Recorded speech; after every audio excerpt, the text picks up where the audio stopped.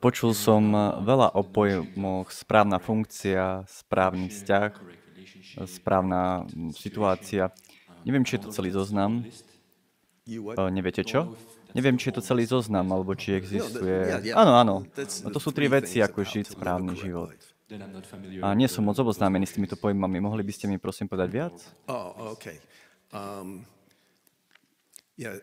Raz som sa spýtal zenového majstra Sungsana, ako učiť naše učenie v Ázii. A povedal mi, takisto ako všade na svete. A potom som povedal, dobre, pane, viete, chápem to, ale buddhizmus je asi 100 rokov starý na západe a 2500 rokov starý v Ázii a takmer 2000 rokov starý v Kórei. A potom povedal, je veľmi dôležité, aby ste si ujasnili 3 veci. Poprvé, čo je Hinayana buddhizmus, čo je Mahayana buddhizmus a čo je Zen. Existujú spôsoby, ako o tom hovoriť. A všetko sú tu neuveriteľné učenia o Budhovi, ktoré sú len zdôraznené v jednej alebo druhej z týchto troch. Po druhé, čo je meditácia a čo je múdrosť? Okay? Takže meditácia, vieme, znamená nehýbajúca sa mysel, že sme schopní venovať pozornosť okamih za okamihom, moment za momentom uvedomele. A múdrosť je zaujímavá. Múdrosť znamená schopnosť správne žiť. Žite spôsobom, ktorý je harmonický a prospešný. A po tretie, rozoberá, čo je múdrosť. A povedal, robiť jasnú podstatu, pravdu, funkciu. Takže podstata je, viete, celý zmysel učenia 6 patriarchov a celého čínskeho zenu, čanu, a srdce korejského zenu a srdce Sungsan Sunimovho učenia poukazuje na našu pravú podstatu. Uvedomte si našu pravú podstatu. OK? Pred myslením.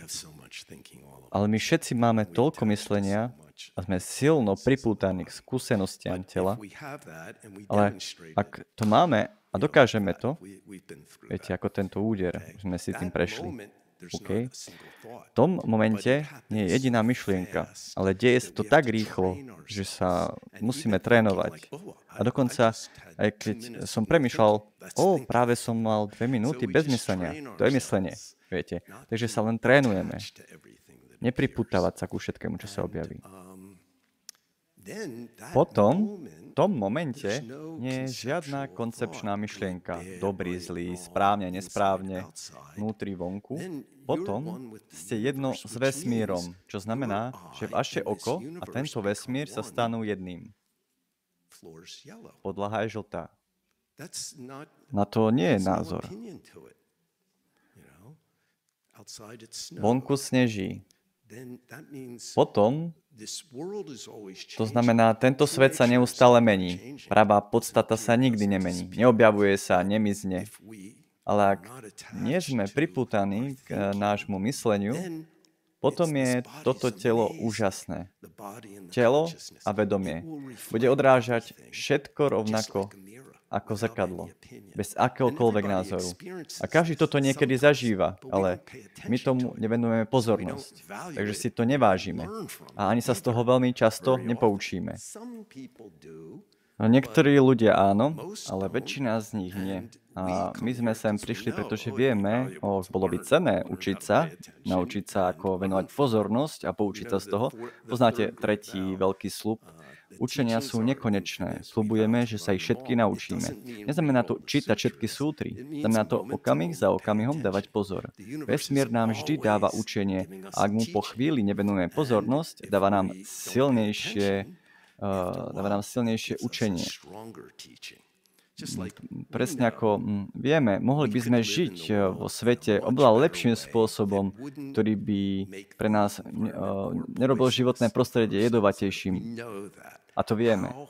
Ako ďaleko to zajde? A koľko nás to musí zasiahnuť predtým, ako to naozaj urobíme? Možno bude príliš neskoro, keď budeme mať dosť ľudí, možno sa to nestane. Netuším. Ale to je to. Táto reflektujúca myseľ je naozaj poklad. Je to, ako by sme 24 hodín denne mali 360-stupňový globálny radar, ktorý dokáže správne odrážať všetko, čo sa deje. A to nás učí svet tohto momentu. Okay? A ak je to okamih za okamihom, potom si uvedomíme, ako sa veci menia. Môžeme vidieť príčinu a následok a potom môžeme získať múdrosť. Tak Sung Sang Sun im to nazval pravdou. Viete, obloha je modrá, stromy sú zelené, podlaha je žltá, pes robí vav vav, cukor je sladký. Môžeme dosiahnuť pravdu tohto sveta formy, okamih za okamihom, aj keď sa mení. Bez názorov. Potom povieme ešte jeden krok, aby látka dosiahla podstatu. Potom dosiahneme pravdu a potom ešte jeden krok, dosiahneme funkciu. Takže učebné slova sú udržiavať správnu funkciu, správnu situáciu, správny vzťah. Okamih za okamihom.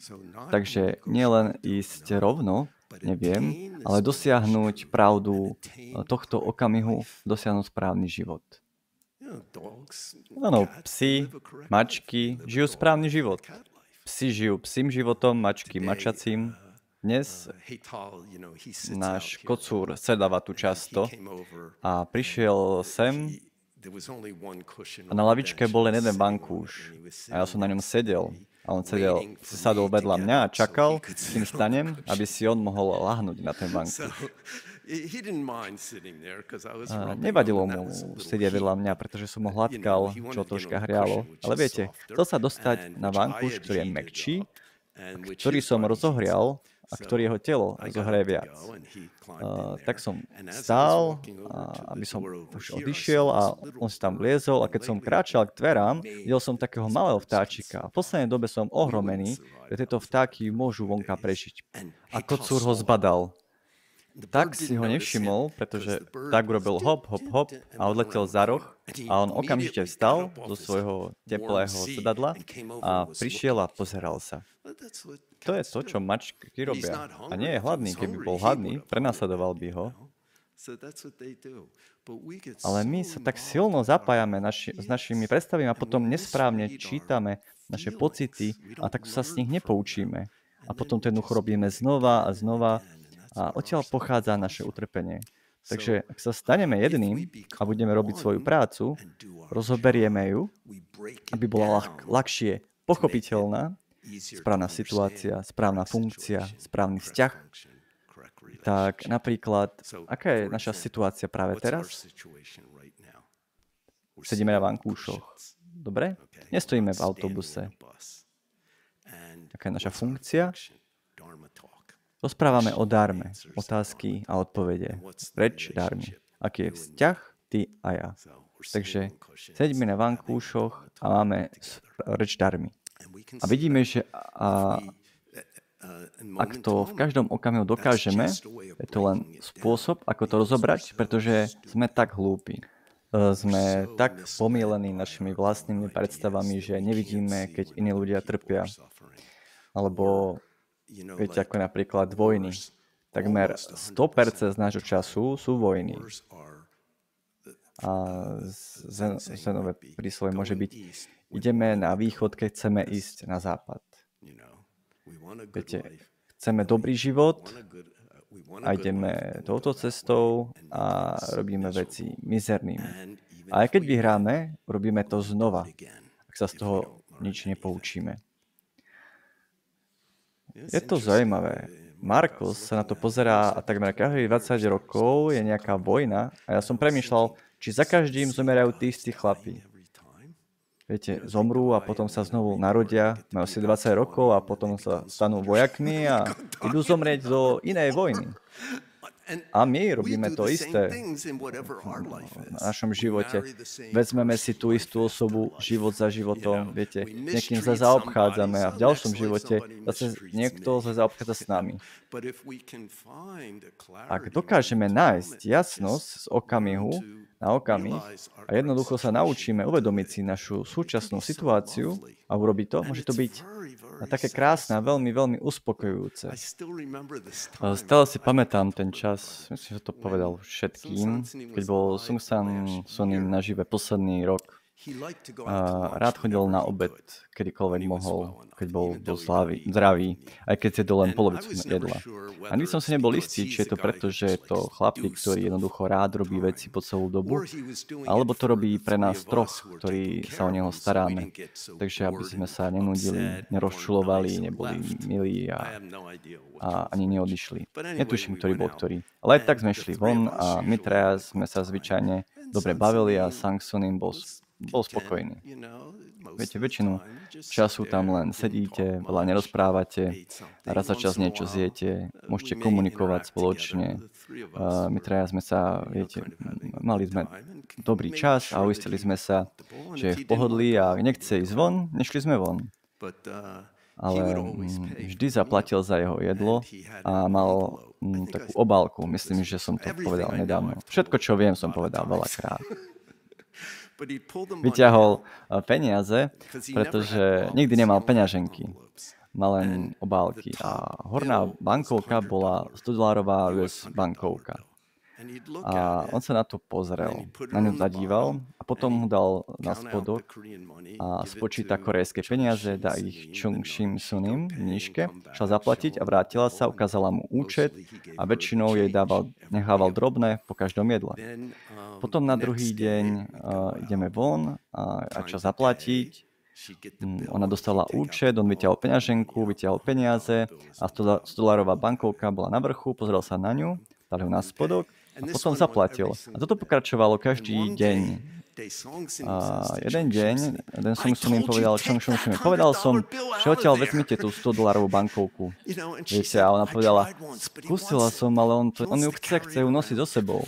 Takže som sa na nás práve pozrel, neviem, či vedel, o čom hovoríme, alebo nie, on sa na nás pozrel. Takže na druhý deň ideme a on vyťahne a pozrie sa na $100 bankovku, pozrie sa na mňa. Ja som povedal, nechajte si ju, pane, pôjdeme na budúce do Ameriky, použijeme ju. A on povedal, dobrý nápad. Vedel, že už do Ameriky nepôjdeme, ale chcel to, tak prečo nepovedať niečo pekné, ako áno, nechaj si ju a použijeme ju spoločne na budúce. A môžeme to urobiť navzájom. Viete, jednoducho, a my aj robíme niekedy, keď nám to nejakým spôsobom vadí a vy to môžete robiť sami sebe. Viete, aké sú vaše skúsenosti. A tak veľa z toho prichádza, z tých vecí, ktoré sme robili v neznámej minulosti. Ale ak nebudeme venovať tomuto pozornosť, skončíme s tým, že ich budeme robiť znova a znova a znova. A to je to, o čom ľudský život je. A jedného dňa, ak sa budeme správať ako zvieratá, ľudské telo už nedostaneme. Bude to nejaké zviera. A zvieratá sú roztomilé, pekné a všetko, ale v skutočnosti, ak sa to vezmeme do úvahy, nemajú taký skvelý život. Možno mali nejaké duševné utrpenie, emocionálne utrpenie, ale myslím si, že väčšina z nás nemala extrémne fyzické utrpenie, ktoré sa stáva miliónom a miliónom ľuďom. Stále. A môže sa to stať ešte viac, keď sa dostaneme, ako sa rodí čoraz viac ľudí a my máme schopnosť navzájom si ubližovať. Naša schopnosť si ubližovať je vďaka tomu väčšia. Som si istý, že sme sa navzájom dosť mrzko sekali mečami a podobnými vecami, takže dúfam, že nikto z nás, nikto z vás to nebude musieť zažiť. Ale pokúsme sa využiť túto situáciu, dobrú situáciu, aby sme sa vážne pozreli dovnútra a viete, trénovať sa, aby sme dávali pozor, aby sme sa nepripútavali a potom si myslím, že môžeme získať niečo, čo skutočne vedie k ceste von z utrpenia. A čo je tiež istým spôsobom nádherné. Určitým spôsobom, keď sa niečo uvedomíme. V skutočnosti vás to oslobodí práve v tej chvíli. A som si istý, že každý to zažil, že to nie je len dobrý pocit, zlý pocit, ale je to ako, keď hmota sa objaví. Je to vždy so svojím protikladom. Ako elektrón, ktorý je záporne nabitý, a pozitrón, ktorý je pozitívny. Sú identické až na to, že náboj je iný. A keď sa stretnú, puf, nič, iba svetlo. Aj toto isté, keď sú naše opačné myslenie a cítenie. Stretáva sa s opakom. Ak sme živí a pozorní, potom sa naša uvedomelosť jednoducho stáva svetlom. A nie nevyhnute takým svetlom, ale svetlom. Sám som si istý, že každý to už pocítil a že to prinesie úžitok nám všetkým a všade, každému vo svete.